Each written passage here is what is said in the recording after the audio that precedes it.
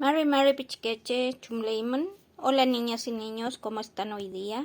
Yo sé que en este fin de semana ustedes se van a disfrazar, van a utilizar máscaras. Entonces, en relación a eso, es que yo les voy a invitar a hacer una máscara.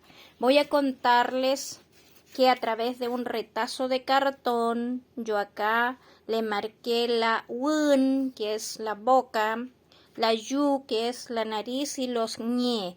Pero ¿qué hice luego? Con una tijera recorté estas partes y esto ya le quité para que sea máscara. Entonces me queda así. ¿Qué voy a hacer ahora, Pichiqueche? Tengo acá lana. Tengo la lana cortada aquí para ponerle un bigote, un payún. Ahí, miren. Entonces, con silicona, con lana, le hago este payún.